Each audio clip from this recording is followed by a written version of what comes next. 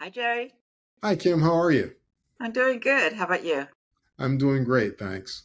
Great. Thanks for meeting with me. Welcome to the Kim and Jerry podcast. And before we get started, I'm going to go ahead and get the disclaimer out pretty early, right? Yep. We're not CPAs, we're not financial analysts, and or planners, and we're not attorneys. But what we share with you is for education and information purposes only. We have a heartbeat for investing in mortgage notes, and we're just sharing what we know to help others invest in mortgage notes, or if they're interested, invest with us. So tonight, the topic that I have chosen this evening to discuss, because we tend to lean on the side of non-performing notes and investing in seconds. Let's talk about first lien notes and performing notes, which is, you know, we do that too. Yeah. It's not as Yeah. exciting for me, but we do that too. Yeah. So We invest in notes, we and invest just in for the notes. audience to know, we invest in notes. It's a great investment vehicle. They're great opportunities, whether it's a first position, a second position, a performing or non-performing. So you'll hear us talk about all aspects of investing in notes. And as Kim said today, we're going to talk about performing first liens. Yeah, yeah. So, it's one of those things though, when I, talk about investing in mortgage notes with my cohorts and friends, etc. They're still trying to wrap their mind around investing in a mortgage note because it equates in their mind to, buying a house, right? The full amount of a mortgage note. And so when you're talking about a first lien performing note, the question I always get asked is, why is a first lien performing note even available to invest in? Because Mhm. it's performing. Why would the bank give up a performing note, right? Yeah. So, I do my best to try to connect the dots for them and everything. And this is why I said, you know what, this would be a good podcast. Let's talk about it a Yeah. little bit. So, Yeah. Yeah. Talking to people generally gives us a lot of ideas for it does, podcasts. right? Yeah. Ask me a question. Yeah. All So, right. what are your thoughts, and how would you explain that, as far as, why the banks give up, their performing notes that in the Great first lien question. position? Yeah, it's a great question, Kim. And I think the best way to start is to talk about what is a note. Let's go back to the basics, the Hmm. fundamentals. Yeah. Um, we've said this before. A note is created when you are buying your house. When you go to closing, you sign the mortgage, you sign the note. It's all that paperwork. Those are the two documents that come out of that, out of your closing. The other thing to know about a note and about, we talk first lien, second lien. When you get a mortgage, the way the title companies work and the way the mortgage industry works, it's based on which one is first, which one is done and filed first. Recorded. Is recorded first, yes. Right. So a first lien is just the first mortgage recorded. Hmm. The second is, obviously the second, third, fourth, whatever. And how is it? How do we know which is first and which is second? When you sign the loan, the title company sends it into the county, and the county date and time stamps it, Hmm. and that's how you know what position a note's in. So you know that it's a first position, first lien. So I wanted to start with that to kind of give the basics and the fundamentals of this is where the note comes from. This is why we call it a first lien versus a second lien. It's just the one that Right. was recorded first. Right. Now, performing means that they're actually making payments on that note. Hmm. So you know that when you take out a mortgage, you've committed for some number of months or some number of years to make a set payment, a set monthly payment or whatever for that loan. By a So certain date, right? By a by a certain certain date. date. Yeah. Yeah. Um, so a performing note is one where they are they have made a payment within the last 90 days. Mm-hmm. So as long as you have a payment in there and you're not 91 days late, it is a performing loan. Okay. So that's kind of the definition for what we're going to be talking about today. We're talking about loans typically that are paying every month.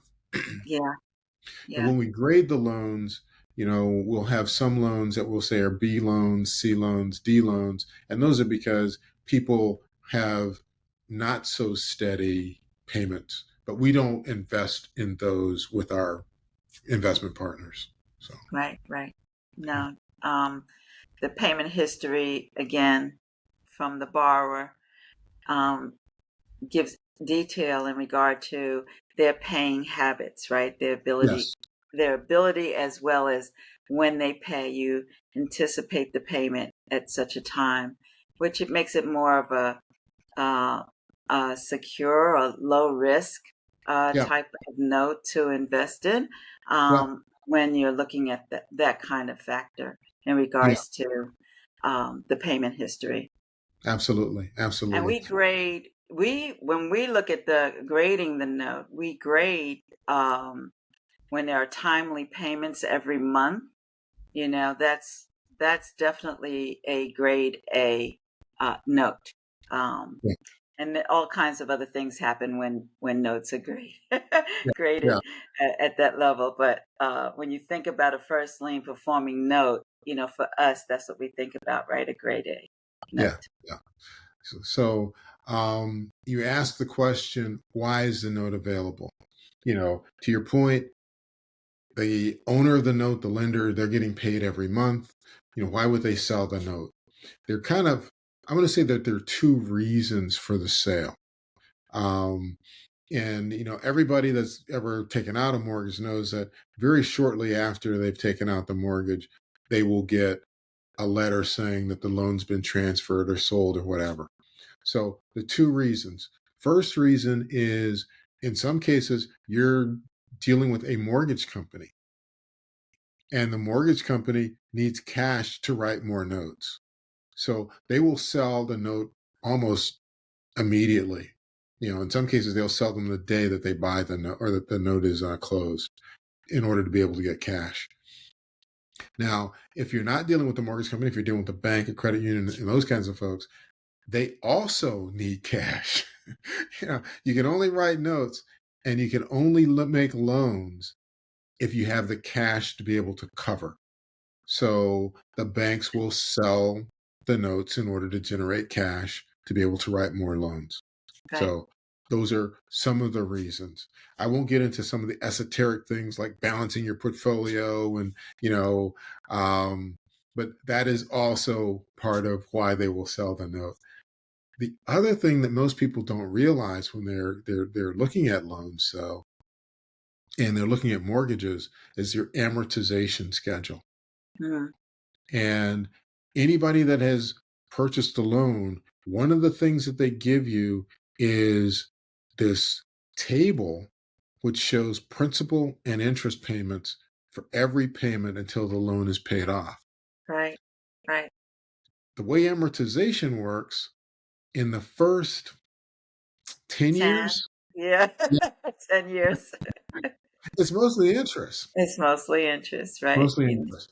So if you're a bank, you can write a loan, collect the interest for 3 or 4 years, and then sell the loan for the price you pay for the amount of money that was invested in the loan. So Right. it's basically free money. Right. So Right. that's one of the other reasons that folks will sell the loan. I call it stripping off the interest. Right. So Right. they'll just strip the interest and then sell the loan. So those are some of the factors that will cause a bank or a lender to want to sell the loan. Other factors, and I kind of alluded to it, and it might be something that will happen with us, is you're trying to balance out your portfolio. Right. Let's say if you're an investor, you want $10,000 a month in payments. You may decide to sell a note in order to get a bigger payment from another note or something like that. They kind of balance that kind of stuff out. I won't get into all the esoteric stuff, but those are some of the reasons why people sell notes. Yeah, yeah. And as we said earlier, the first lien performing notes make it easier to Hmm. balance out, as you said, a portfolio, Hmm. right? Uh, to bring some stability to a portfolio. Yeah, Um, it's a great asset for the passive investor who's looking for steady, constant, returns.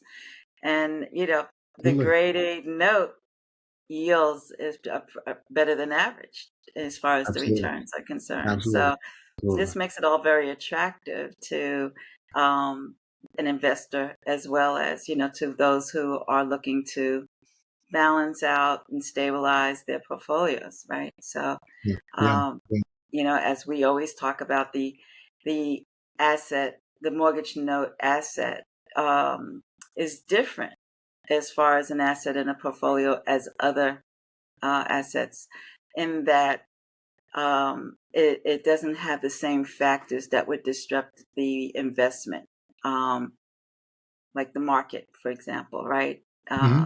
And so you can always count on the investment that you have in a mortgage note in your portfolio because it Absolutely. doesn't it doesn't have the same kind of volatility that the other investments have. So, Yeah, yeah, um, and that's a key. If you are investing and you're looking at for your retirement or something like that, you don't want to have an asset that changes value on a regular right, basis.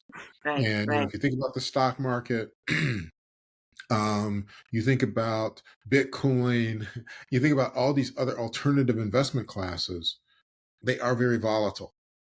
Yes, That's why when you look at the newspaper, you always hear the Dow Jones is up, the Dow Jones is down, because those are volatile asset classes. With a right. note, And there's very little volatility because we're not affected by who's going to be elected. We're not right, for affected example, and by, and that's a big deal right now, right? And yeah, yeah, yeah. You know, um, we need to think about that, yeah, you're not, you're not affected by interest rate changes because the interest rate has been fixed, at the day that the loan was closed. You're not worried about a recession for the Right, most part because payments are going to be made. You think about it.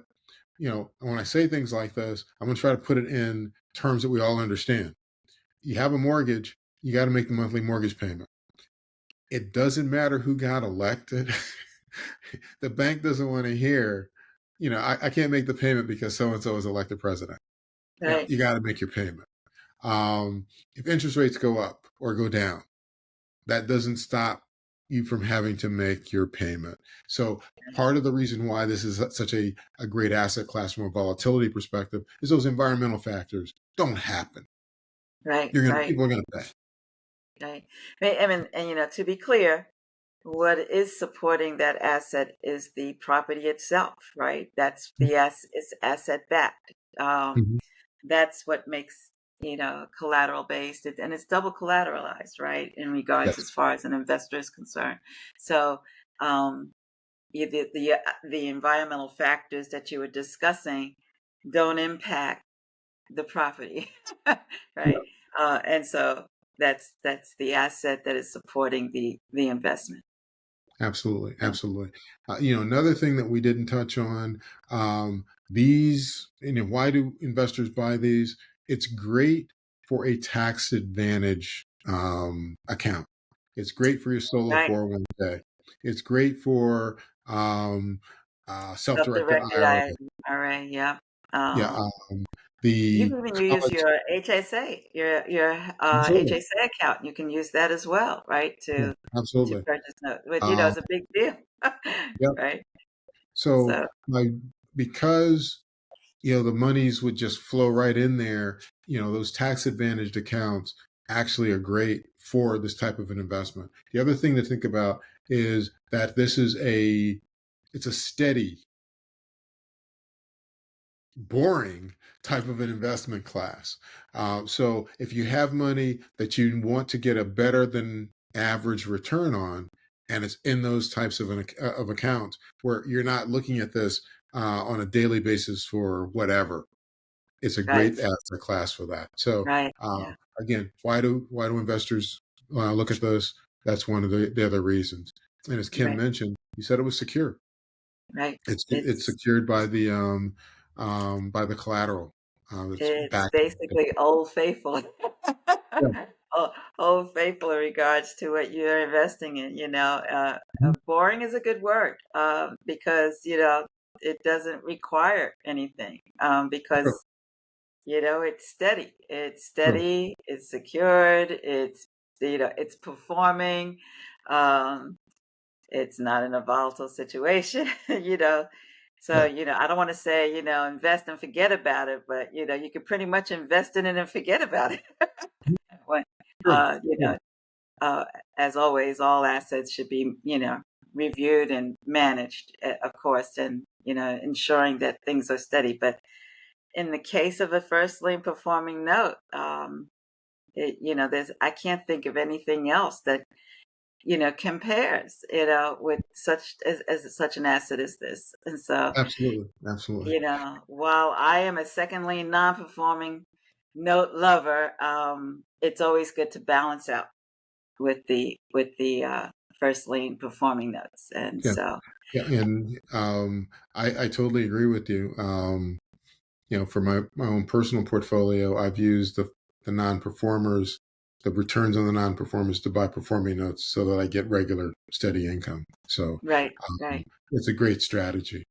One other Yeah. thing that we didn't talk about is liquidity. Oh, yeah. One of the things that you will see with other asset classes, whether it's stocks, bonds, um, electronically traded funds, anything that's traded, is that they are liquid. Right. And just like those assets, the mortgage market, the secondary mortgage market, is also fairly liquid. So if you are invested in this class and you see that you have a need to get cash, to raise cash, there are multiple ways of being able to do that. Yeah. Obviously, you have the ability to go out and sell your position Hmm. and sell your note. Typically, we buy with a discount so we can sell at a discount and um, capture that discount when we sell.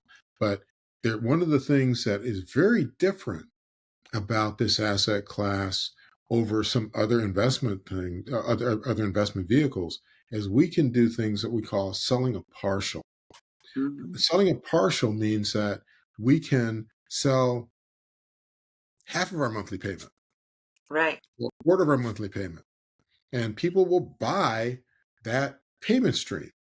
Right. Or, which is really kind of crazy. And when I was first taught partials, I can sell years 2 to 5, or the first 15 years, or the back 12 years, or something like that on a note. So the And market, let's talk about why would you do something like that? I mean, what would possess you to sell your payments to another investor? I'll give you a While it perfect, sounds crazy, it's really genius. You yeah, know, I'll it, give you a perfect example. You buy a note today for whatever. mhm, Let's say you spend $30,000 on a note, and you got great payments, or a couple $100, maybe $500 a month coming in, and the note is a 25, 30-year note. Well, you have a kid that's going to college in 10 years. You don't need the money today. You don't want to pay taxes on the money today or whatever. So you sell that to somebody else to recoup some of the money you put into this note. And then when your kid's ready to go to college, you got money coming in every month to pay for them to go to college. right, right, It right. sounds crazy.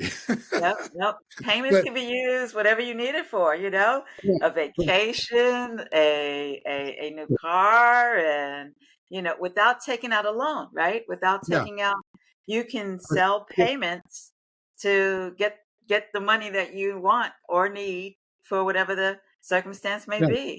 Yeah. And by the way, at the end of the day, you still own the asset. You still Unlike the own the stock asset. market or, the bond market or something like that. If I want to get my cash out, yes, they are liquid, but when I sell, I sell. Mm-hmm. And stock goes up, stock goes down, it doesn't matter. I'm no longer in that position. But with a Right. note, the wild part, the fun part for me is knowing that I didn't have to sell 100% of the asset in order to be able to get cash out. Right. And that can be a very attractive thing for some people. Yeah. Because, then there's life, right? Yeah, yeah, And stuff happens. yeah, So, you have this in your portfolio to be able to leverage for what you may sure, need it for. sure. And so, yeah, I will say it's very attractive to the investor to have that, on hand to be able to use it. And, there's a whole another investment group of people, just like I enjoy the seconds and the non-performing.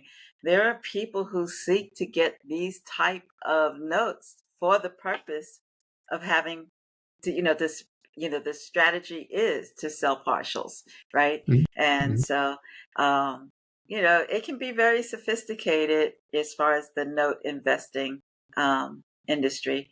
There's a lot of not just exit plans, but ways you can capitalize on your investment, right? And it's certainly anything that you can do with a physical real estate property, you can do that, with a note as well. Yeah, So, yeah, um, which is also, interesting of itself. So, yeah, it's not so straightforward, not so straightforward, but it does make your portfolio uh, interesting, and you can leverage it for whatever you may need it for, even for circumstances you probably weren't even thinking about, but that all of a sudden it dawns on you, right? yeah. So, yeah. um this has been good. You know like I said, first liens and performing notes uh is a whole nother type of investment, and it's it's not as difficult to attain. There's ways you can uh, invest. You talked about it a little bit with your tax accounts that you might have, but people think about, if I wanted to invest in a first lien, I may not afford or be able to buy a $500,000 mortgage note, right? Um, but there are all types of first liens that Mhm. are available for purchase and investment, right? And there's opportunity to even JV, right? Or come together, pool together to invest in notes that give you that opportunity to build your portfolio using first lien performing notes. That's probably another podcast. Yes, it I'm is. stumbling because another And topic, you know, you um, as we've been talking here, I think that you could possibly do a whole podcast on partials. You can do a whole podcast on um, what the impact is on an investment account. You can do a whole podcast on, you know, mortgage notes versus other securities. So I think through and the a whole course, nother podcast on how to attain and how to be able to purchase, right? absolutely, Um, absolutely. it doesn't So have to be, straight out of the pocket, and yeah, yeah, there's many ways that you can invest and achieve the same goals, even. So, absolutely. So I just think that one of the things that we're trying to do is share our experience, share our knowledge, get more people invested or interested in this investment and in this asset class. Um, and I think, basically, Kim, you're trying to come up with part two for this. Well, and also, if anyone is interested, if you have questions or if you want to say, when you said, and you said this on the podcast, can you give me a little bit more insight on that? We welcome that kind of conversation. Mhm. Um, we have an opportunity where you can, arrange for a one-on-one with either of us through the website, which is firstshieldfinancial.com.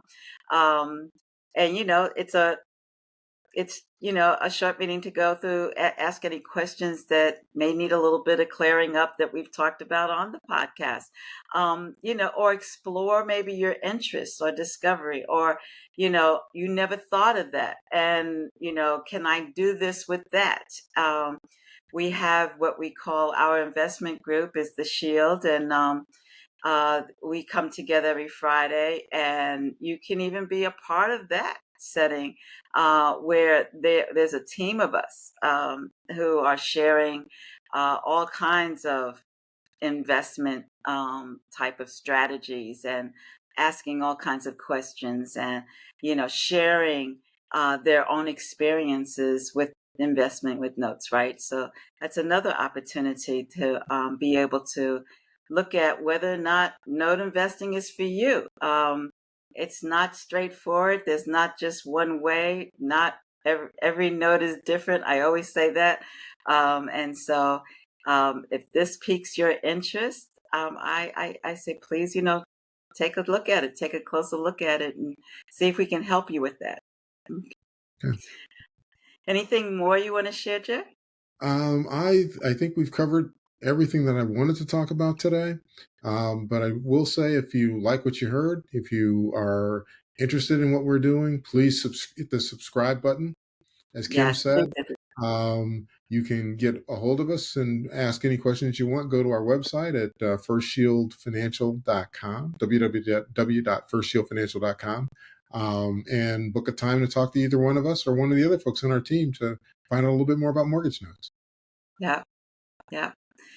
Well, thank you again, Jerry, as always. All right. All right. Thanks. Thanks. Take All right. care. Bye bye. Bye bye.